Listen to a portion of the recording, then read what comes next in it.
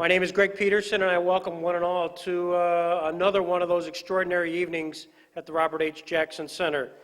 It's been a little more than 5 years since we started this endeavor, and much has happened, but tonight is really extra special. Extra special for several reasons, and all of you who are here today are of a particular role in this event this evening. The pecking order is we're going to talk a little bit about a wonderful and extraordinary gift, a little bit of serendipity which led to a gift, which is over here. As you know, this is the conclusion of a particular phase in this construction, and Raleigh Kidder will pause and reflect on all those who made that possible. And then we have a real special part of the program, which is the introduction and display of the Harold Jackson Adams exhibit, which we're really very excited about displaying, of which you'll be the first to see tonight. First, let me recognize a few guests. Of course, our special guests, Harold and Mariana Adams. Thank you very much for making a special effort here tonight.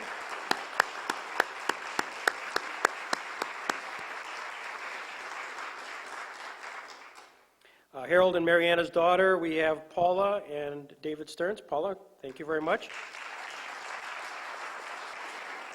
We have Harold's cousin, Karen Ingeman. Karen?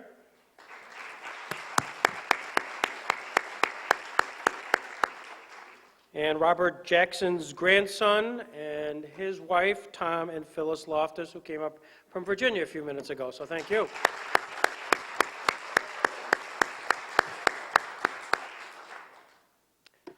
A story that involves several players, many of them in the audience tonight. It started on May 17th, 2003, when a professor from St. Bonaventure named John Neeson was traveling on his way to Buffalo.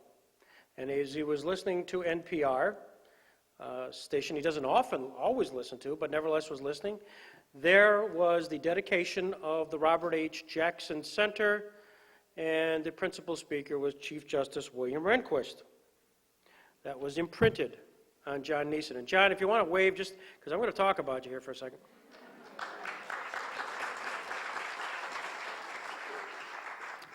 For it was the same John Neeson who in June, July, summer in Germany was having a repast with his daughter and son-in-law.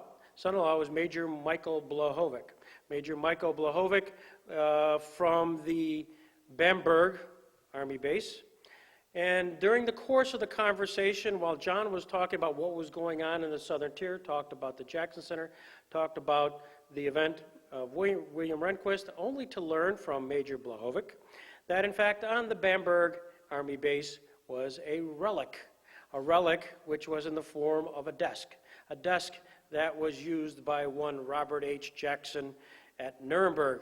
And all of a sudden, that became a little piece of information which John dutifully brought back and called the Robert Jackson Center and said, oh, by the way, the desk of Robert Jackson is at the Bamberg Army base. Well, of course, that's not lost on us.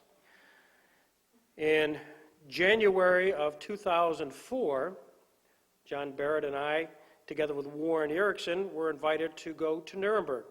My first trip, John's first trip. Warren had been there many times, with an eye towards seeing that place where Justice Jackson had some of his finest hours. And we made arrangements through John Neeson, son-in-law Michael Blahovic, to get special security clearance to get ourselves onto the Bamberg Army base. We got there, we saw it, and through Michael's and his superior officer, Colonel Spindler, I believe. Colonel Spindler, they kept it in a side area and said, from business reasons, we should probably find it a more appropriate place than this base, because at some point, somewhere, this may be discarded. We took lots of pictures, got all excited, but we also knew it was in the ownership of the Army. The question is, now what? I come back all loaded with excitement, and I'm sitting down and having a our morning Jamestown Jammers Professional Baseball's Advisory Committee. Our chairman, I'm going to follow the dots here a little bit. The chairman of that committee is retired Lieutenant Colonel Paul Farding. Paul, would you raise your hand? Unbeknownst to me, I get excited. I'm telling about the desk. And I look at Paul and I say, you're chairman of getting this desk out from the Army. Now, only I knew that he was a lieutenant colonel retired. I didn't know what connections he had. But little did I realize that Paul had a connection with a 4-star general, General Cody. Now, the game changes. Now, Paul comes that day and says, can you give me some information? So I march him right over to my office, give him the information. Paul dutifully and gets right on the email, fires off this information to General Cody. Then things start happening. And all of a sudden, we get a letter from the Army, but we find that it's now, and I might introduce also retired Lieutenant Colonel Lippincott, who's next to Paul there, and thank you very much. I blew it. Colonel Lippincott, thank you. It was extreme, the amount of steps we had to go through. So Paul once again intervened. Paul once again sent another note to General Cody, and all of a sudden, that laser note, that's the term? Laser, all of a sudden, things started to free up. And so all of a sudden, if the notice came that the desk would be available at Bamberg. All right, well, that's great. That's in Germany. Now what? How do we get it off and how do we get it here? So enter Bush Industries. Enter Jackie MacArthur and Ernie Artista. Wave your hand.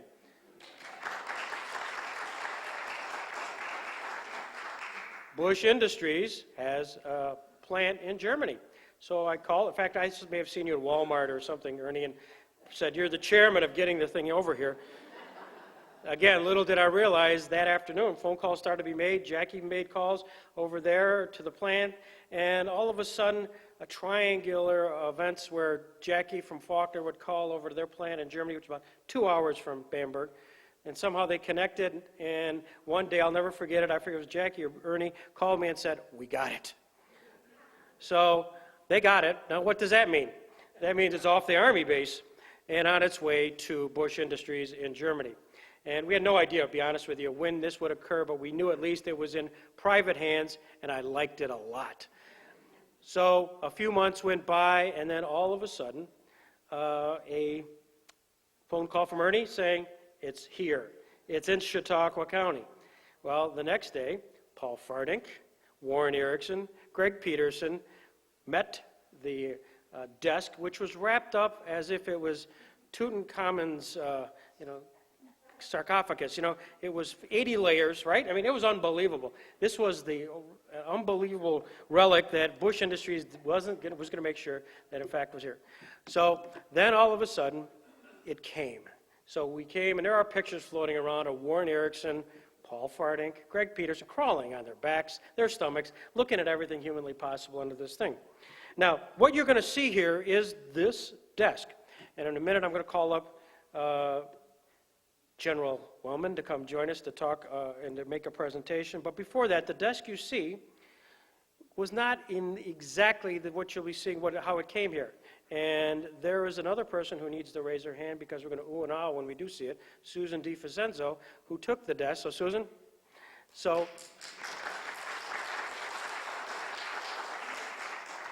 And therefore, she took it, made it look like what it is today, a magic piece for the Jackson Center.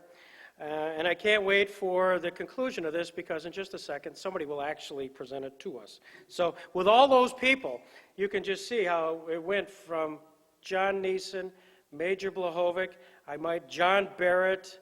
It went all the way from Paul Farding, General Cody, Jackie MacArthur, Ernie Artista, Susan DiFacenzo, to Barclay Wellman. So Barclay, come on up.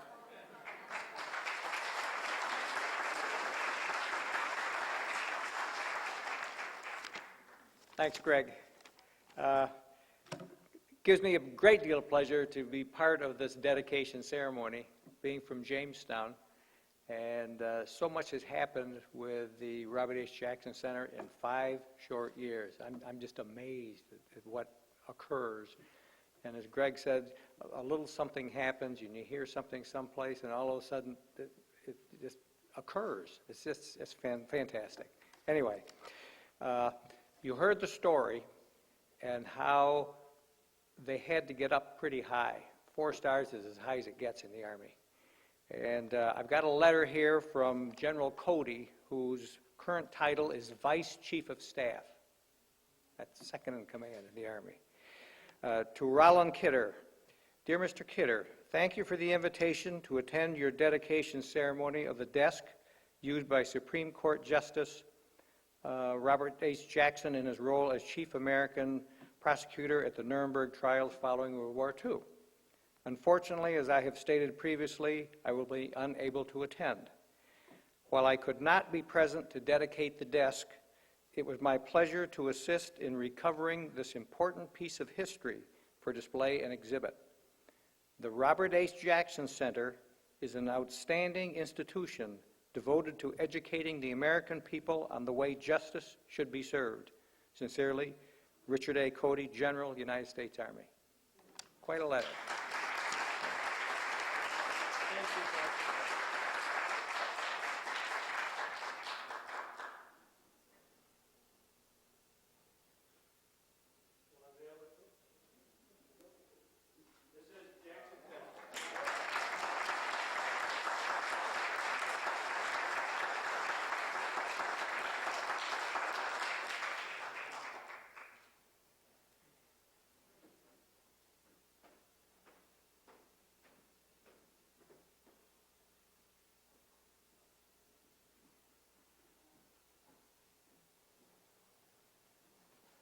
Briefly, I just wanted to bring you up to date on a few other things before we move ahead with the program.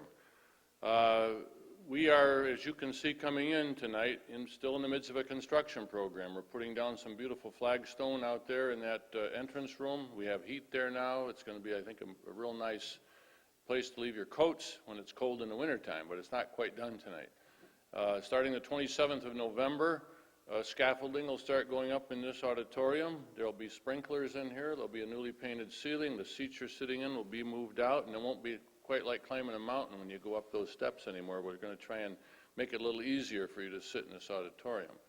But that will be beginning. But tonight I wanted to especially talk about what you're going to see afterwards. You're going to go into our new exhibit and archive and research rooms, which we've been working on, I'd say, for the past 6 months. And I just wanted to talk about some of the people who've made things happen out there. First of all, for the exhibit professionals who put the exhibit together you're going to see tonight, and if they'd raise their hands so we could recognize them, Joni Blackman, director at the Fenton History Center. Is Joni here? Up on top.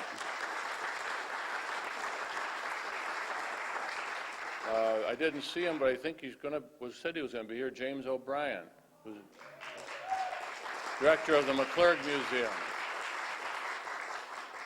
Dave Anderson of Streetwise Creative Group. He's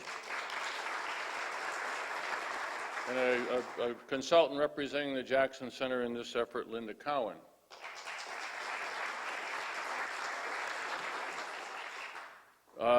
We had a wonderful contractor in this job, E.E. Austin and Company. They're here in Jamestown as well as Erie, Pennsylvania. And Dustin Damcott is here, representing E.E. Austin. By the way, there's somebody from Austin who's not here. His name is Brian Venn.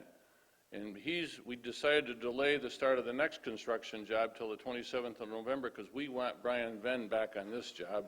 And he's not here tonight. But when you walk out of that door and you see the new oak paneling that's right behind the area where you had a drink and so forth that leads into the new exhibit room, that was all Brian Venn.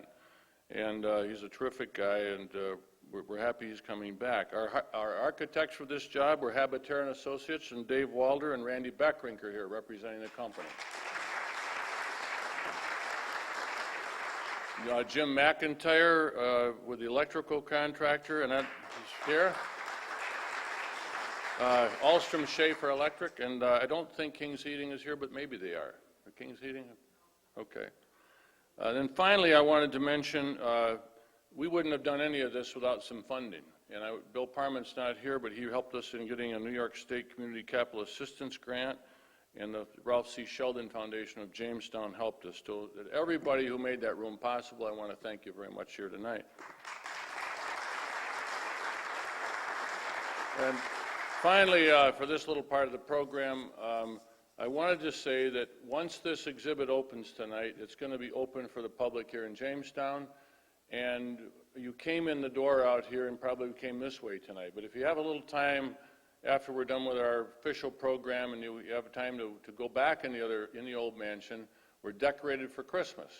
And you might like to see the old mansion here at the Jackson Center when it's decorated for Christmas. It's pretty spectacular. And we've had many, many people in the community that run florist shops and others here to decorate. So tell your friends before New Year's they better get down to the Jackson Center and take a look at this place. So I think, Greg, that wraps it up for me at this point.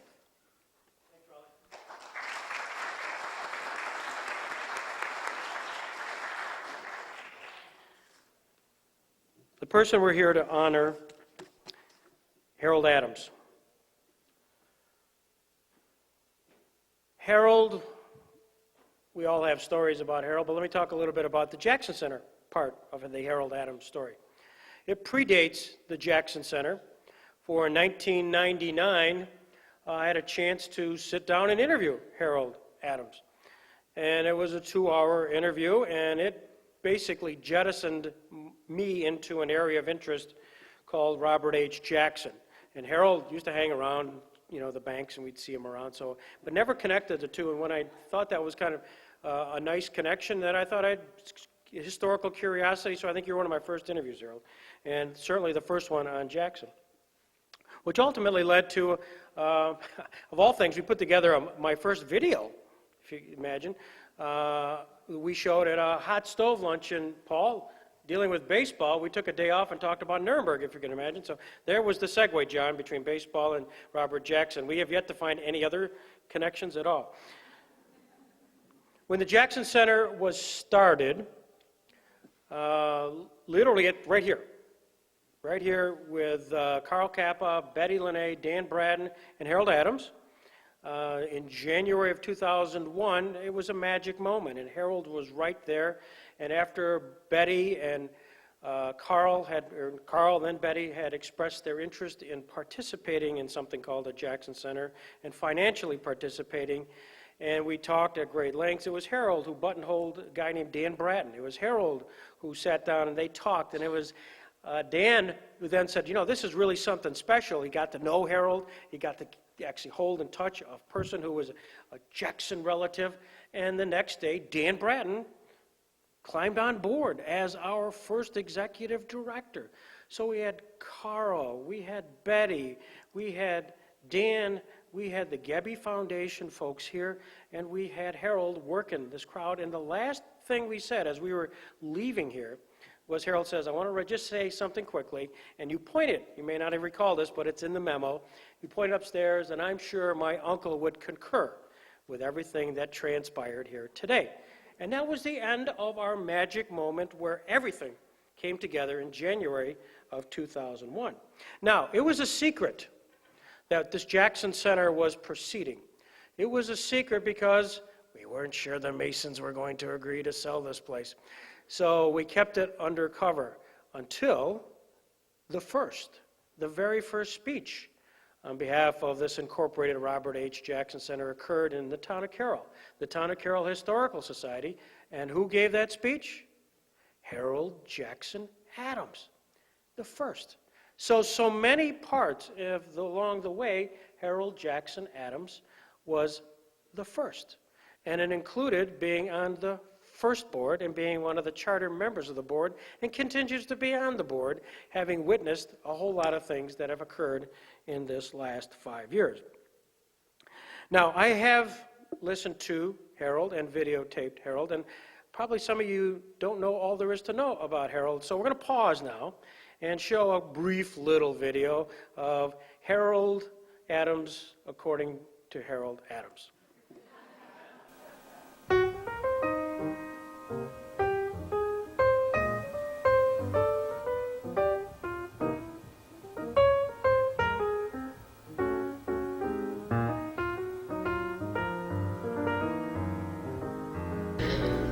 I really appreciate your invitation to be here tonight, because this community holds a very warm spot in my heart. Frewsburg was my birthplace. In fact, I well may be one of the last to have been born here rather than in the Jamestown Hospital. Frewsburg is where I grew up, and I am probably one of the last of those whose favorite boyhood hangout was Ed Scheinborn's blacksmith shop. Frewsburg is where, as a teenager, I set pins in the bowling alleys owned by Henry Kyle and Ralph Whittle,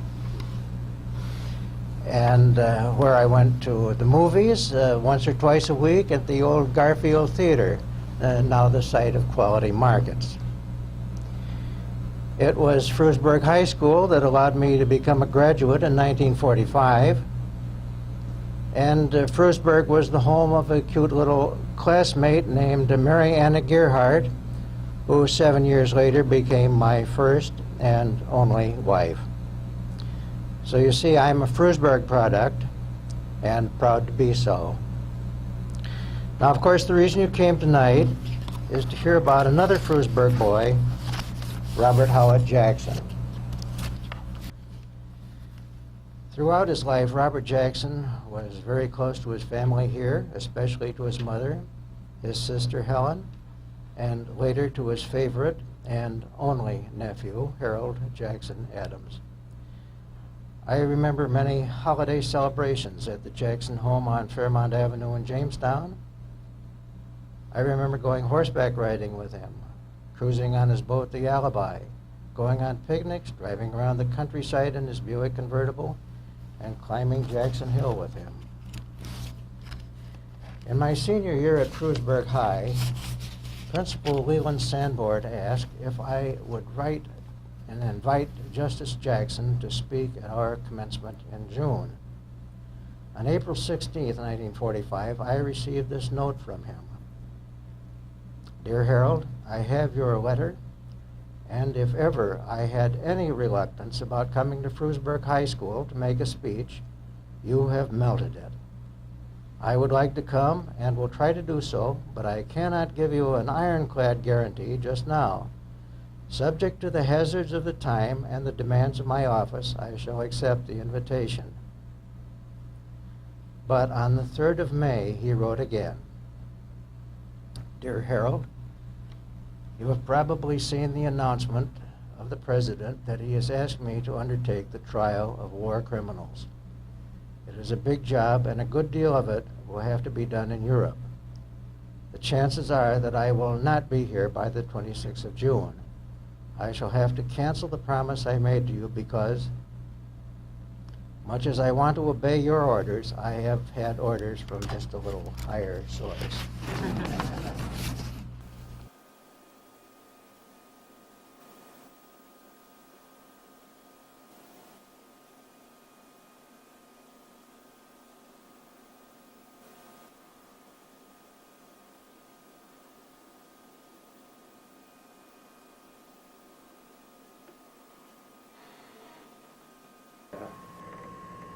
I didn't, well, I was too damn young to appreciate this, and the same as with Nuremberg, you know.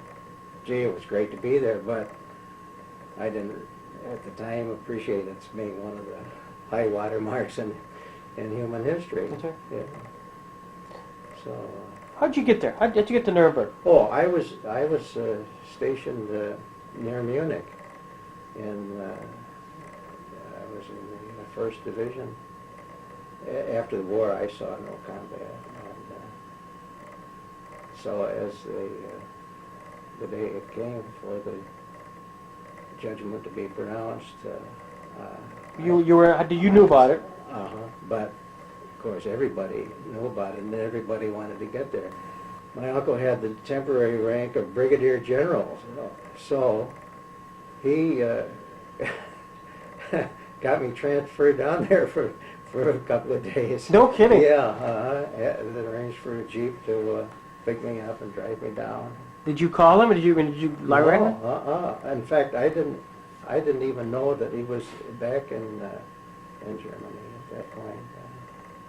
So the commanding officer called me over and he said, "I don't know who the hell you know, but you're going to Nuremberg," which was nice. And let's see, I got there rather late at night and overslept the next morning, so everybody was down having breakfast when I came down. And so anyway, they were all very nice about it. My coffee, let's see, Mrs. Jimmy Burns poured my coffee that morning. Yeah. And a bunch of other dignitaries. It was great.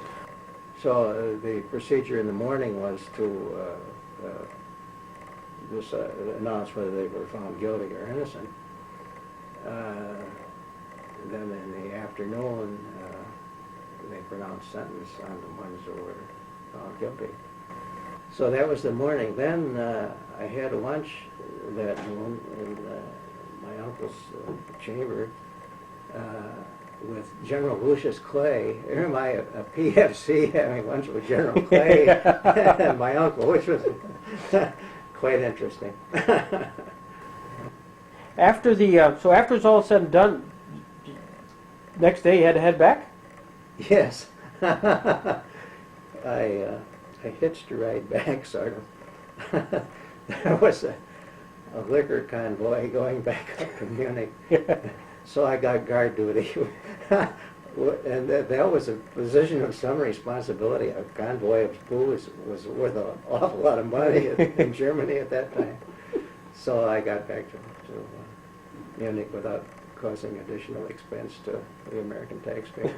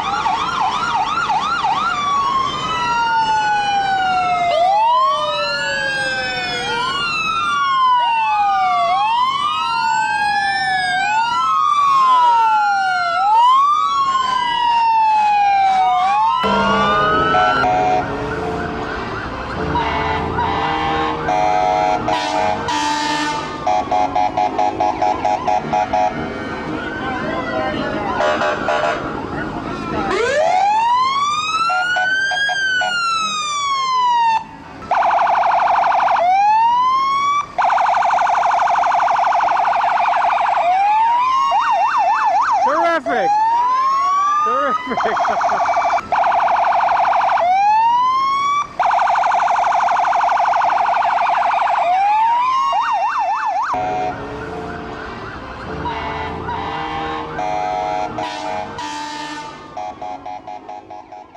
Board member of the Robert H. Jackson Center. And we also want to welcome, as Greg already has, Mariana, their daughter Paula, her husband David, their daughter Nancy couldn't be here. She's in Florida with her husband Rob Mason. Karen Ingman, a cousin, is here, and then Tom Loftus is here with his wife Phyllis. He's a grandson of Robert H. Jackson. And it was great to have both of you come down. I'm glad we made it in that van that I drove. It was the first time, Well, there's a saying, Harold, in Scripture that says, "Happy is the man that findeth wisdom, and the man that getteth understanding."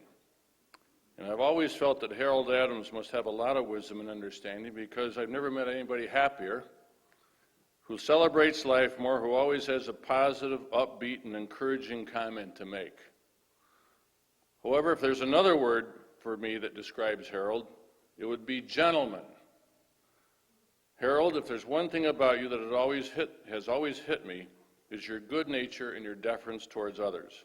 To be with you is to be in the presence of a true gentleman. And as we Presbyterians would say, you always do things decently and in order.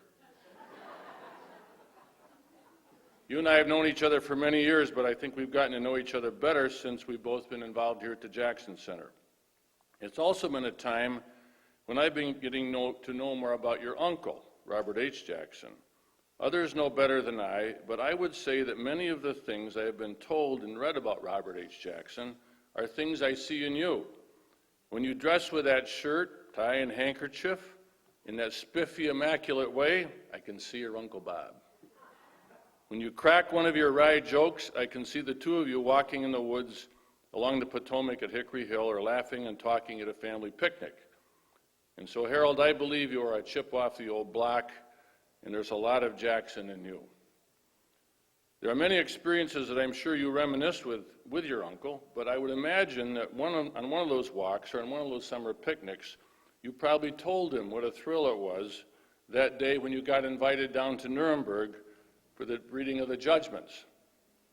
As you said in the film, and I didn't know this was coming up before I wrote these comments, when your commanding officer called you in, and according to you, you said, "Private Adams, I don't know who the hell you know." But there's a vehicle outside waiting for you. Take you to Nuremberg. And off you went in your own private Army-owned Jeep to hobnob with General Clay, Uncle Bob Jackson, and other luminaries of the day who were gathered at Nuremberg. But it is in stories like this, which you have told us, that you have conveyed your respect, friendship, and love for your Uncle Bob. And it is in telling these stories and remembering these experiences that you have helped bring him alive for those of us who never had the opportunity to meet him.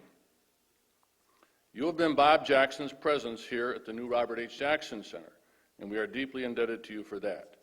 The Jackson family exhibit tonight is appropriately named the Harold Jackson Adams Collection.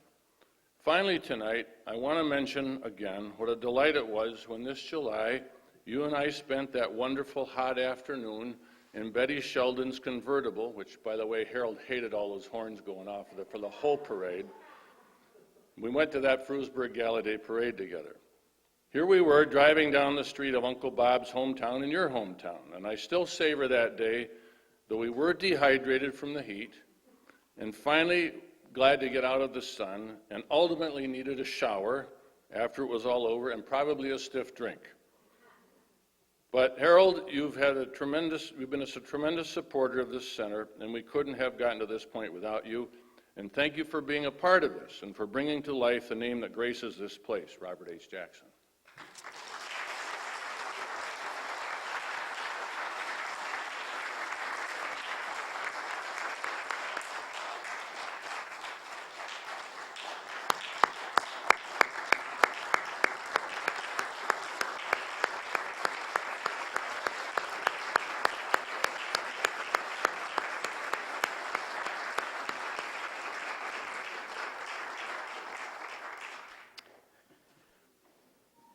Now I'd like to call on Professor John Q. Barrett, no stranger to us, the Elizabeth S. Linné Fellow, a superstar in our midst, but more importantly, a friend of the Robert H. Jackson Center, and a friend of Harold Adams.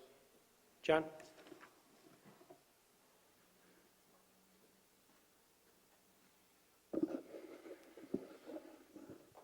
Thank you very much. I just had the honor of getting up out of a front row seat that's reserved for family. And the reason why I get to sit there is because this family, Tom and Phyllis and Dave and Paula and Mariana and Harold, have made me part of their family. And I owe that to Harold. I was starting to write a law review article about Robert Jackson in 1999. I'd worked in the Department of Justice where his photograph and his portrait graces every major hallway, and I'd savored his opinions since I'd first read them as a law student, and I knew in general terms the outline of his career and the distinctive Nuremberg achievement that separates him from every other Supreme Court justice in our history. And I needed to write some articles to earn tenure. So I fastened on Justice Jackson and some aspects of his career, and at some point, a person who I owe a tremendous amount to, and I have no idea who this is, said he has a living nephew. And so I made a telephone call, a call I have the notes of, in December, and had a lovely conversation with Mr. Adams. He was friendly, he was cordial, he was a gentleman, he was generous, he was appropriately cautious. I was a voice on the phone, but we had a nice conversation, and tucked in near the end of that was one of those gentle, typically Harold, tremendous gifts. He said, "There's a lawyer in Jamestown you might want to talk to. Peterson, Gregory, 716-483-5172. And one thing leads to another. Since that first phone call, and then some months later when I made my first trip up here and Harold and I had our first lunch at the Holiday Inn, one wonderful thing has led to another. And now, just a small grievance. Part of what I feel almost every day is a jealousy about Harold Jackson Adams, who has something that I only dream of getting an hour of. And that's a deep personal knowledge of Robert H. Jackson. Bob Jackson had 2 children, and he had a niece and a nephew, and he had special relationships with his 2 sisters. I want to focus in that group of immediate family members on 2 to explain my jealousy, which is a jealousy of love. It's not a biting jealousy at all. One is the relationship that Robert Jackson had with his baby sister, Helen. He was born in 1892. She was born in 1904. Their father, William Eldred Jackson, died in 1915 when Bob was just short of his 22nd birthday and a new lawyer, and Helen obviously was still a young girl. And he became her guardian as a matter of legal responsibility and really as a formalizing of the deep personal commitment and bond that big brother and baby sister had. This is not to slight the sister Ella, who was only 2 years younger than Robert Jackson, but she was an adult of her own right by the time this passing of their father occurred. And frankly, it was a wonderful family, but it was a family that had had some bumps. Will Jackson and Lina Jackson, wonderful, loving parents, had some ups and downs. Will Jackson was a person who had some troubles. And part of that, I think, shaped and affected their children. And it certainly shaped and affected what Robert Jackson was determined that Helen Jackson would have in her life going forward now that she was his charge. And things flowed from this. One was Robert Jackson not serving in the military during World War I. Just a couple years later, he's still a young man and draft eligible. He is married, and he is the sole support at that point for his wife, Irene, and his mother, Lina, and his still minor sister, Helen. And those dependents are part of the process that spares him, what could have been death in a trench in France in that decade, in a sense. His bond with his sister Helen lasted for his whole life, and in her devoted caretaking of his memory lasted through her long life. And when Helen became a mother, her son Harold became a very, very special part of Robert Jackson's life. Bob Jackson had his own son, William Jackson, named for his father, some few years older than Harold. But in a sense, Bill Jackson had lots of things and went on a trajectory that in some ways began to distinguish himself from his father's own upbringing and experience. Bill Jackson lived here until he was 12, but then became a boarding student in Washington, and then his family soon moved there, and he was a tremendous success and climbed a ladder of elite education and experience into the legal profession and a tremendous career and a wonderful long life and family. But Bill Jackson, in the end, although of birth from Jamestown, I wouldn't call a Jamestown boy. I wouldn't really call a Chautauqua County boy. Whereas Bob Jackson, a Warren County boy and a Spring Creek boy, was really a Frewsburg boy and was really a Chautauqua County boy. And for all of the attainments and travels and distance and accomplishments of his life, the core of him was in this soil. And it wasn't just geographic. It was the common sense. It was the outlook. It was the life. It was the experience. It was the affections. It was the decency. It was the humane values. And it was the people. And for him, the core of those relationships that always mattered so much to him was family, and particularly Helen and Harold. And now that desk. That desk was not his courthouse desk. His courthouse desk was a piece of, German courthouse furniture, discarded, I'm sure, many, many decades ago. That was the desk that he actually got work done on, because that was the desk in the home that he lived in during the year he was in Nuremberg. And he worked there on the things that mattered most to him, because it was quiet. His office was high traffic, staff, allies, meetings, chief prosecutors, lunch with General Clay. That was office stuff. Private Adams, too. That was for the office desk. This was the desk on which he did things like draft his opening statement and draft his closing statement and write his letters home to the people he loved. And some of those letters have survived, and they're beautiful. Some survived in Justice Jackson's wife's hands because they were home to her at Hickory Hill, or in their daughter Mary's hands, or in their son Bill's wife's, Nancy's, hands, who was also receiving mail. And some survived in the hands of Helen, and some survived in the hands of Harold. And one of my very favorites is a letter that Uncle Bob wrote during that summer into the fall of '45, when Harold was not yet PFC Adams. He was still sub-PFC, where Bob, from a distance, of course no longer the custodian and legally responsible person, but still caring for his sister, writes her very assuring words about how it's going to be safe for her only son to do military service in post-war occupation Germany. And that's a kind of human decency that, as you know, grabs me and defines my work and will be my project and what I get to share with you for as long as you'll have me back. And that's the love of Bob Jackson for Harold. And to get to know Bob Jackson through Harold has been one of the very, very precious gifts of my life. To have Harold Jackson Adams as my friend is a coup. Thank you very much.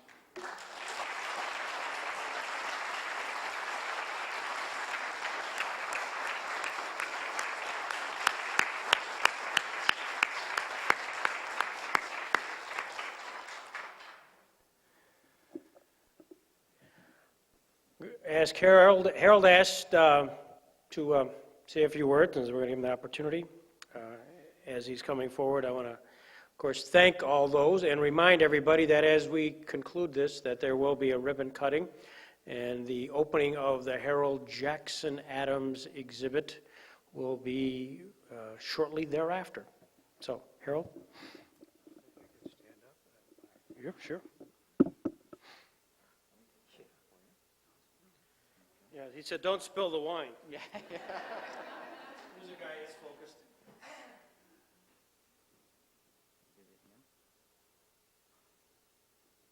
Let me get over here, get it wide.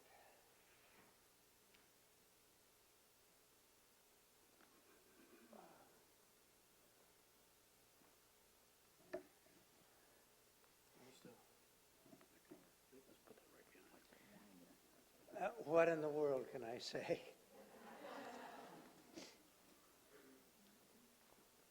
I would like to say thanks to an awful lot of people. First, my thanks to Helen Mary Jackson Adams for making me Robert Jackson's first and only nephew. Next, my thanks to Mary Anna Gerhard Adams for putting up with me for 54 years.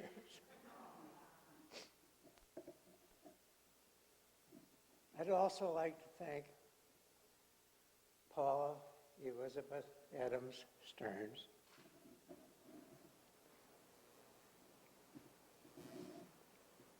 for everything she does for Mariana and me. Sorry about that. Very special thanks to the greatest cameraman this side of Hollywood, Gregory Peterson.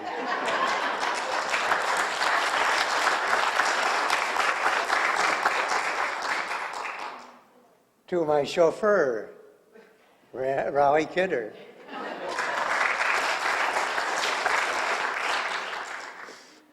To Randy Sweeney. And even to my arch nemesis, Carol Drake.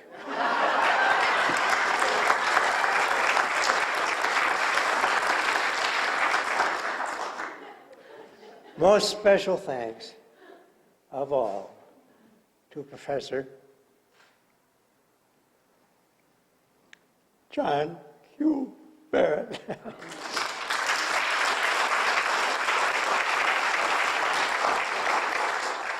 John is the world's leading authority on Robert H. Jackson and the entire Jackson family. Thanks to the Jackson Center's many generous supporters and tireless volunteers, and my warmest thanks to each of you here tonight. Thank you.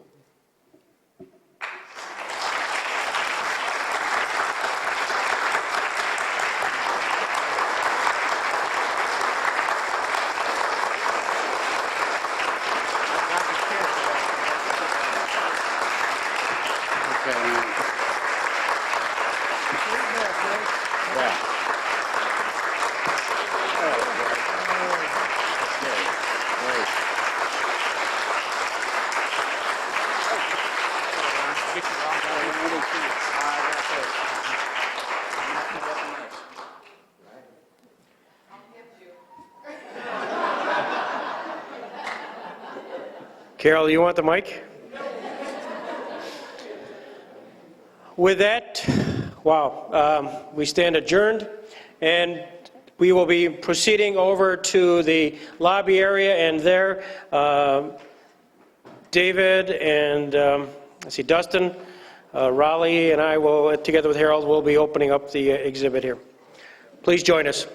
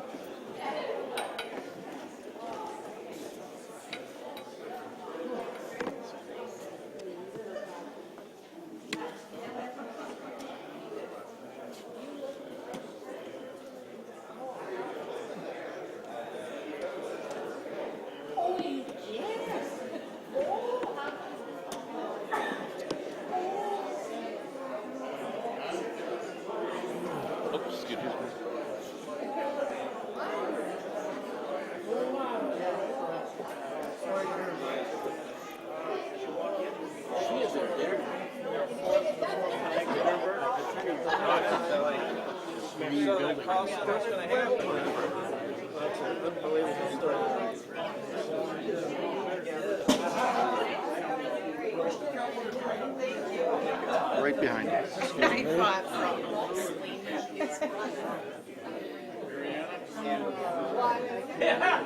See, I really, when she was around, she wasn't working on Jackson at the time. I kicked myself down.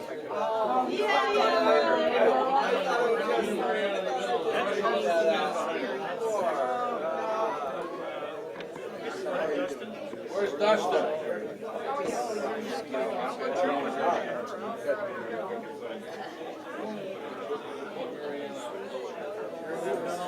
Yeah, let's get another. Let's make a little more room here. No, I can't.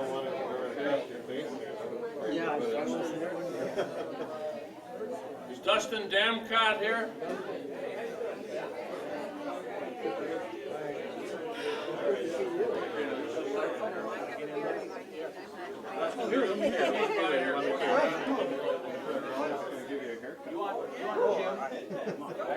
No, that's okay. Who else are we missing? That's it. We got here. Thank you. Carol? Carol. All right, Harold, now, I hope this sucker marker works. Yeah, we got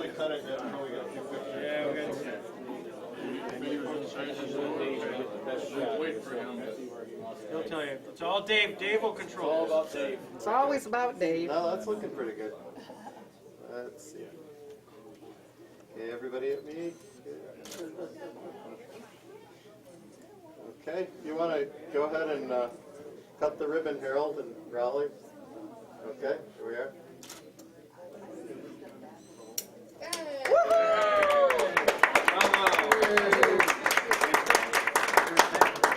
Harold hasn't seen this, so we'll turn him right around, he and Marianne, and they can be the first to take a look at things, sir.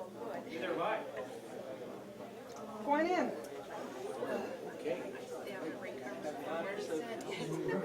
Being your motor.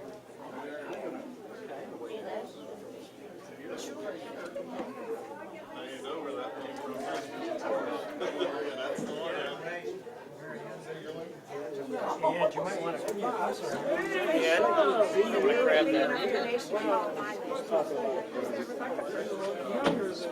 Yeah, you just go on ahead.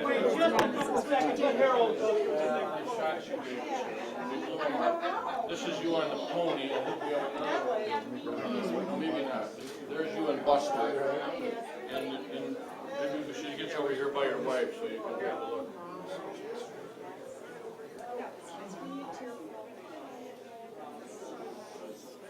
Why don't you just go around to that way, John, and I'll follow you. Stonewall Jackson's house. There you go. Pictures?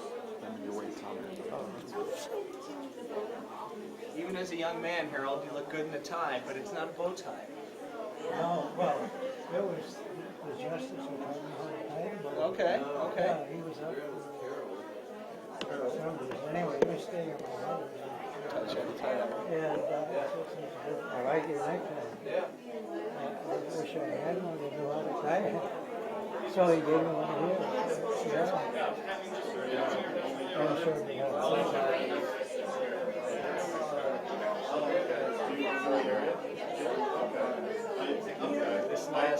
This 4th of July picnic is a very special picture.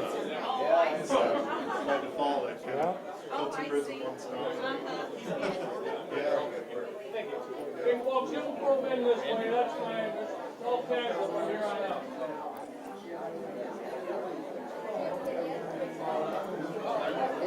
Well, he wants to know, Randy, something about, he's from a PJ. Go ahead, I'll try it. All right. We made it this far, so. We are particular picnic shot You may be the photographer. could be, I can remember seeing I never realized you were going to the bank. Oh, is that right? Yeah, how long were you there? Quite a few years? I think 10 or so, maybe. Really? Okay. Until it became part of Yeah. Chase Manhattan. Boy, banking was very different then. Boy, was It was a lot more personable than it is today. Yeah, it sure was. Yeah. For the most part, I enjoyed it a lot. Yeah. I was the marketing vice president.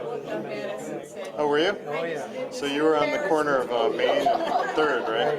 Okay. When did you retire from there? That's the story, anyway. Well, about a year after Chase took over. I don't Oh, okay. remember. All right. Looks like a pretty exciting display here.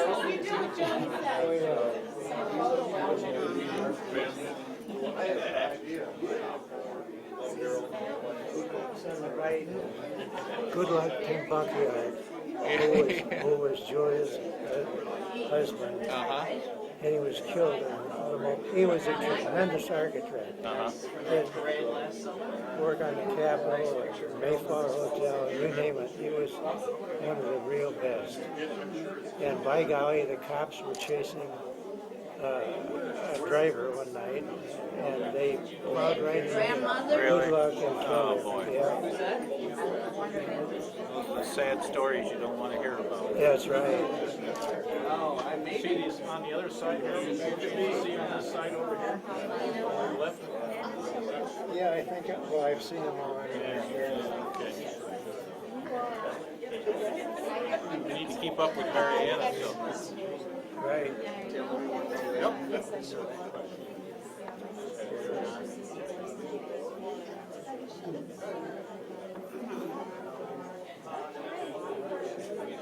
Is Tommy in any of them? He's in some of these over here. Yes, he is.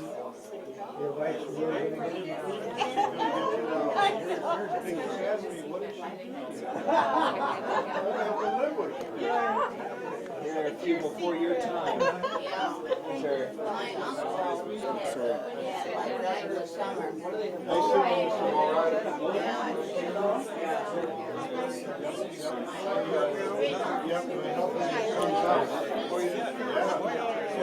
Bob and Linda real well.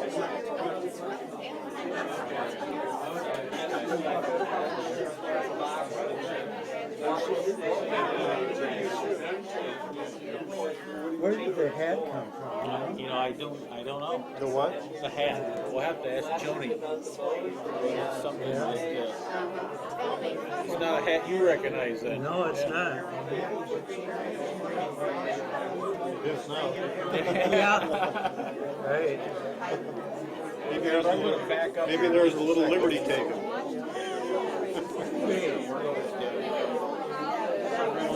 Pass by here. Congratulations. Thank you very much. Nice tribute to you. Well, overwhelming.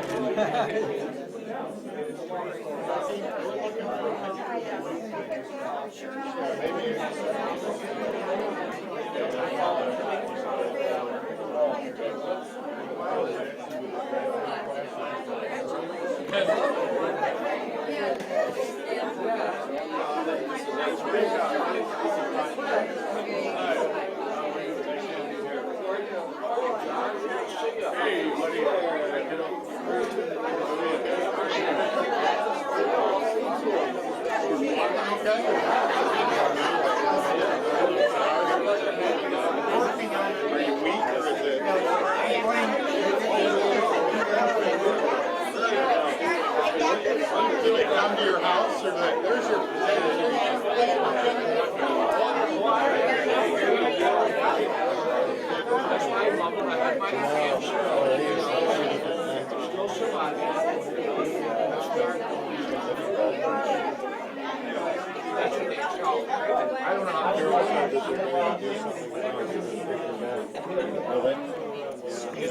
You think a lot about that. You know, being born into the family you're born into, or being born in the country, or in the time. You know, I mean, That's right. we could have been born in.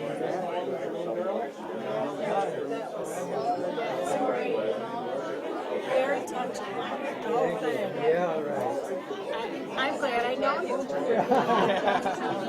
Adams, I'm just so glad I was here tonight to hear all of this, really. A night I'm always going to remember. Good. Thank you. Yeah, I'm sure you will. I think lots of us will, you especially. I will. Thank you. Yeah, he had to scoot out. You're not getting too much trouble, right?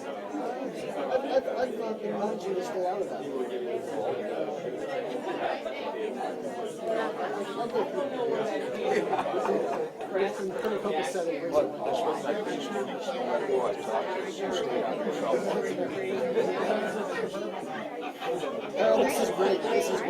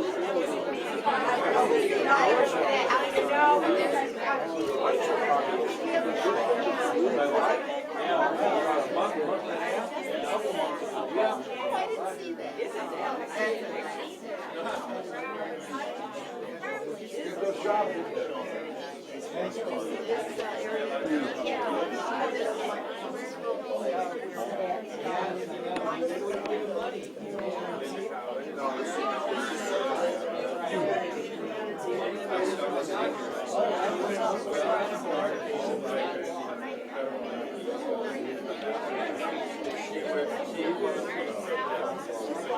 you doing?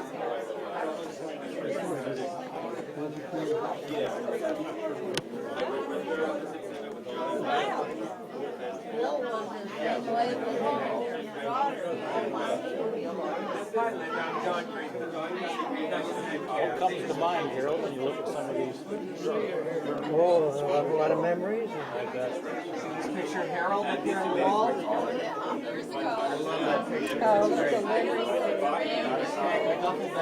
At that age, he looks a little like Bill looked when he Yes, very much so. Yeah. Did you see the picture of me and Buster? No, It's here somewhere. I'll look for it.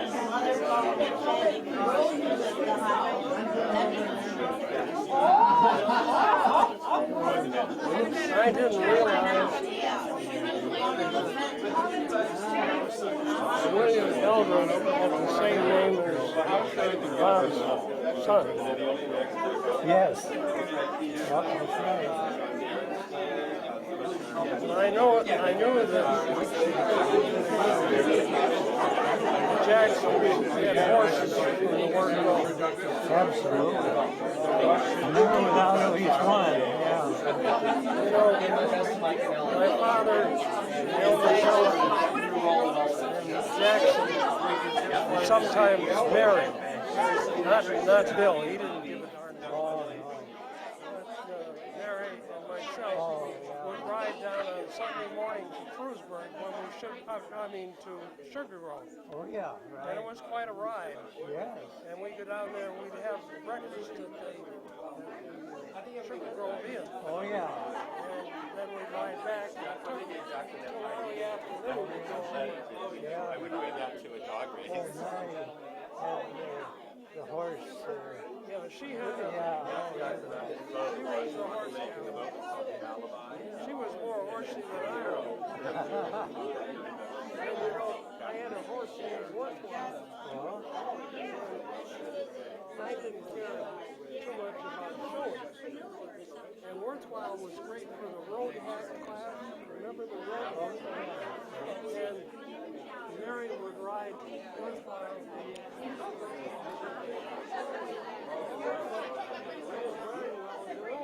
Oh, yeah. Great job. I didn't do anything.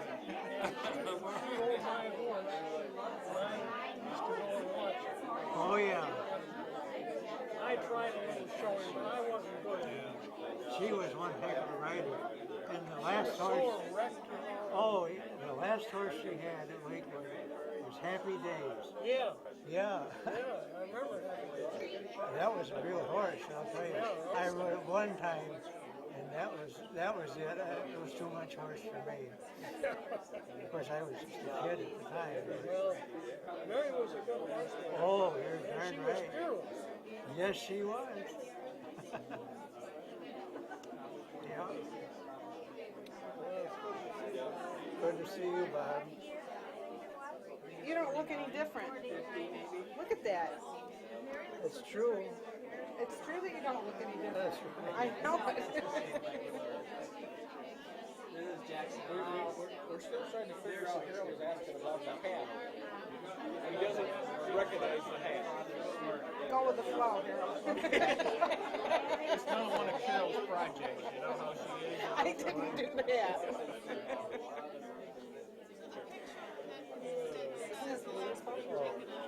You know, We're loving it. that, you know, finally they put the genealogy on paper so the rest of us can really understand. You know, we've all always wondered about that. That is a valuable piece of wonderful.